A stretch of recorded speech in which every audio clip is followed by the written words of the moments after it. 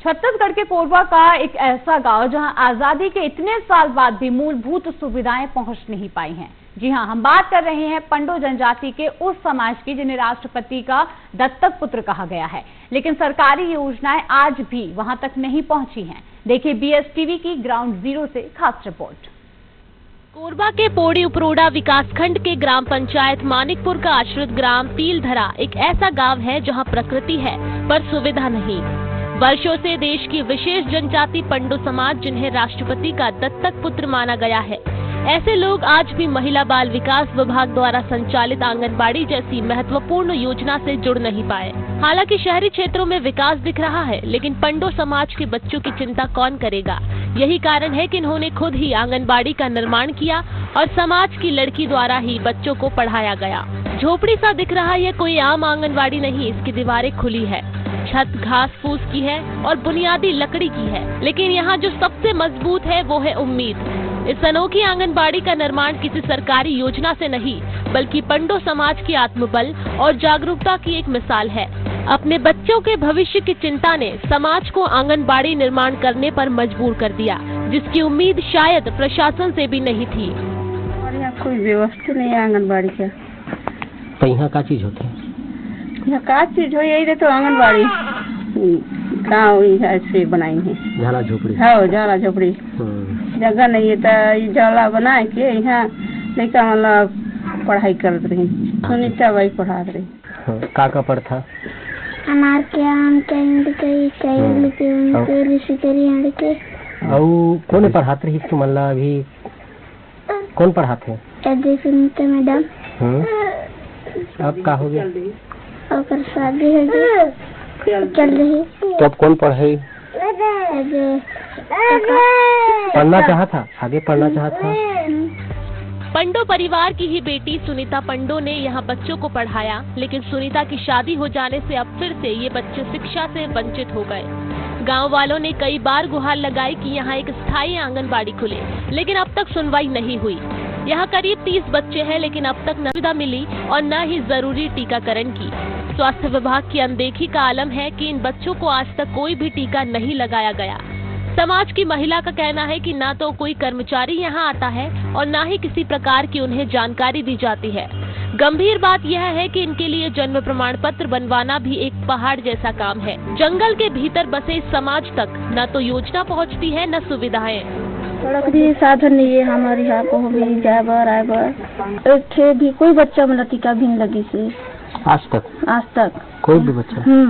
यही बच्चा भी कोई भी नहीं लगी से टीका। आप लोग बुलाते का टीका लगवा लो? नहीं, हम जब कहीं भी हो जाते काका को पता है कि जन्म तिथि नहीं बन पा रहे तो का नहीं बन पाते, हम लेकर मतलब कोशिश करके जन्म तिथि भी बनवा थी। पंडो समाज की इस कोशिश ने ये तो दिखा दिया कि अगर सरकार ना भी साथ दे तो समाज अपनी लड़ाई खुद लड़ सकता है। लेकिन सवाल यही है कि क्या इन बच्चों की जिम्मेदारी सिर्फ उनके माँ बाप की है या फिर सरकार और व्यवस्था की भी कुछ जिम्मेदारी बनती है। जब तक इस सवाल का जवाब नहीं मिलता, तब तक ये झोपड़ी आंगनबाड़ी हमारी व्यवस्था को आईना दिखाती रहेगी। अभी हम मौजूद है कोरबा जिले से 75 किलोमीटर दूर पोड़ी उपरोड़ा ब्लॉक के ग्राम पंचायत मानिकपुर और केसलपुर के आश्रित ग्राम तिलधरा में है। यहाँ आंगनबाड़ी का सबसे बड़ा अभाव है। आज भी कई ऐसे क्षेत्र हैं जहाँ या तो निजी मकान में आंगनबाड़ी संचालित हो रहे हैं, कुछ जगह शासकीय आंगनबाड़ी बने हैं, लेकिन कुछ जगह आज भी ऐसे मरहूम है जहाँ वास्तविकता में आंगनबाड़ी की आवश्यकता है, लेकिन वो आंगनबाड़ी से आज भी मरहूम है। हम इस ग्राम पंचायत की बात करेंगे तो यहाँ पर ग्रामीणों के द्वारा पंडो जनजाति निवासरत है यहाँ पर अधिकांश बहुतायत संख्या में, और पंडो जनजाति के द्वारा ये झाला नुमा जो बनाया गया है आंगनबाड़ी, यहाँ पर लगभग 24 से 25 बच्चे की जनसंख्या है। और आप देख सकते हैं कि किस तरीके से ये यहाँ के द्वारा ग्रामीणों के द्वारा निर्मित किया गया मिट्टी और बांस बल्लियों से झाला बनाकर यहाँ पर बच्चों की पढ़ाई के लिए, और बच्चे यहाँ पढ़ते भी थे। लेकिन अभी साल भर पहले यहाँ जो एक गांव की ही लड़की थी सुनीता पंडो, उनका विवाह हो गया। विवाह होने के बाद ससुराल चली गई, लेकिन अब इन बच्चों के पास समस्या है कि इनके पढ़ाई के लिए कौन पढ़ाएगा, क्योंकि ना ही आंगनबाड़ी के द्वारा यहाँ पर कोई सुविधा उपलब्ध कराई गई है, ना भवन उपलब्ध कराया गया है।